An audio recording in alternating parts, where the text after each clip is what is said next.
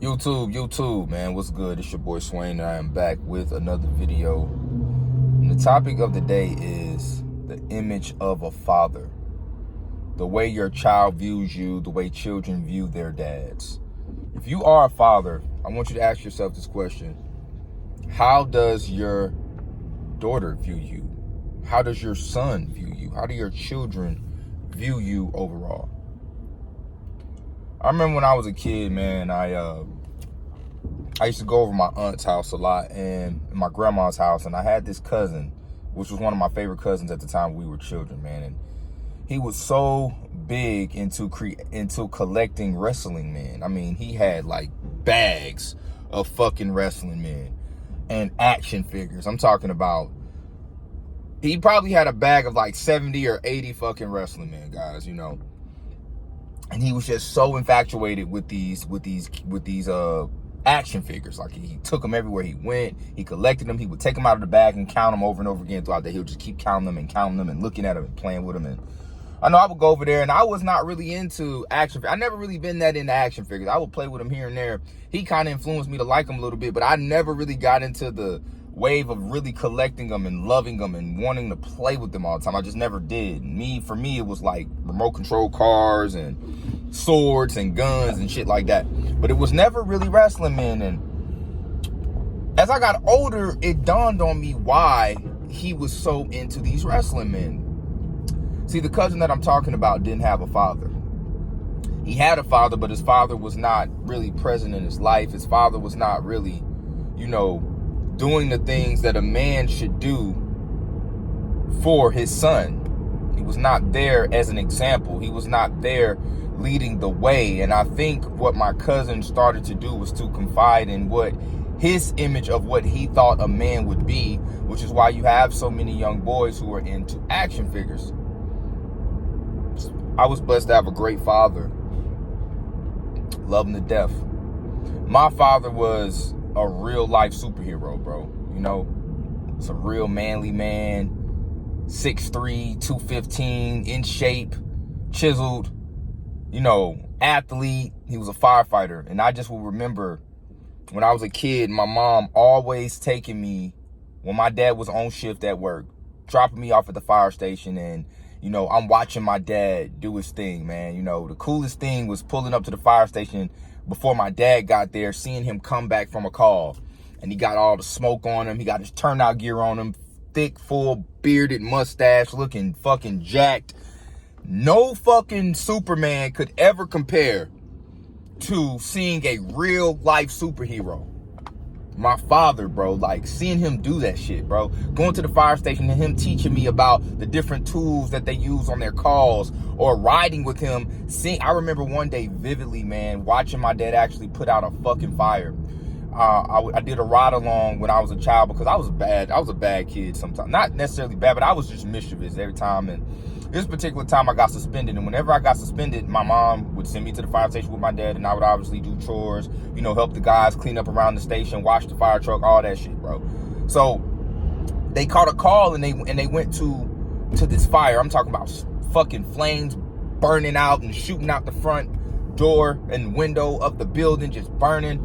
And I remember my dad just hopping off the truck with his turnout gear on, man, running into that fucking fire with no fucking fear, bro. Or at least if he did, he didn't show it. And that was just so heroic to me. The point that I'm making is that, guys, it's very, very important that your children view you, when you are a father, as strong, as competent, as a protector, right? When your children see you in this light, the respect level is to a different level, bro. It's very, very comforting to know that your dad is competent and strong, right?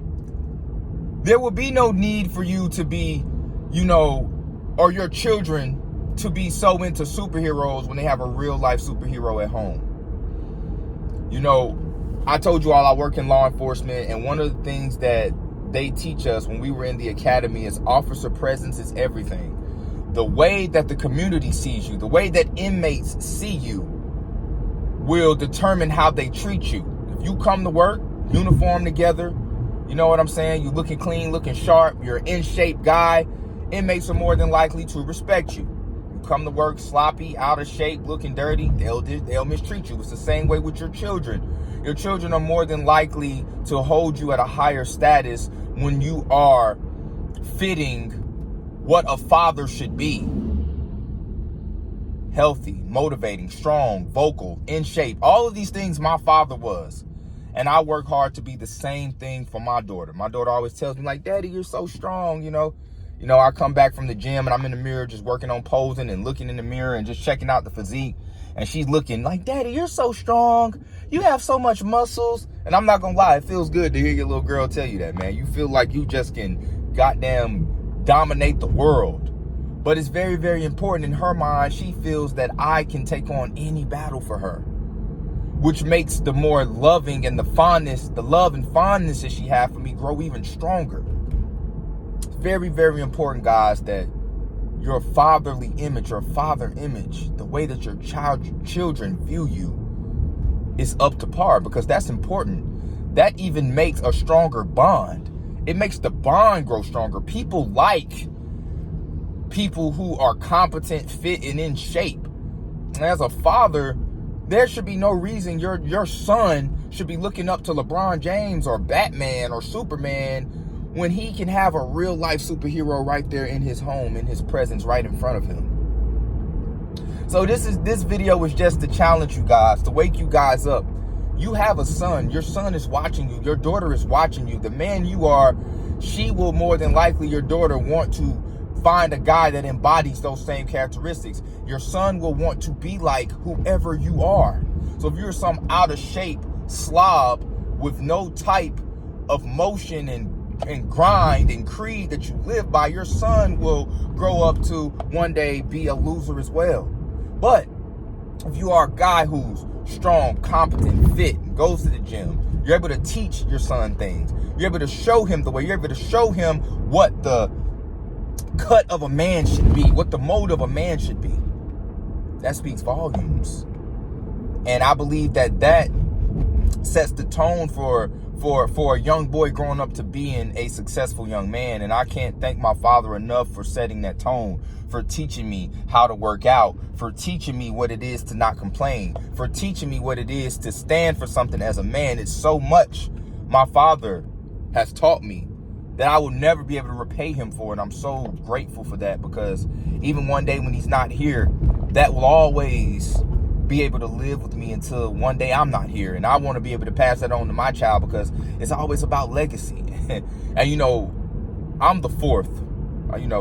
John Floyd McSwain the fourth, man. It's my full name. My dad is the third, and so I got this thing that when I have a little boy, I'm gonna name him the same thing. This nickname gonna be Cinco. I don't even know why I told y'all that, but it just feels great to be able to pass on your father's legacy, especially when you're proud of your father, man. It's a beautiful thing, bro. And this is something that money can't buy. It's something that can't be duplicated. It's something that I don't know really how to explain it, but it's a very great feeling as you get older and you really see the benefit of the type of father that you had in your life, man. It's just a very, very beautiful thing. So I'm creating this video because I want you all to be able to share that same gratification and joy and put it onto your children. I want you all to be able to have your children to say the same thing about you.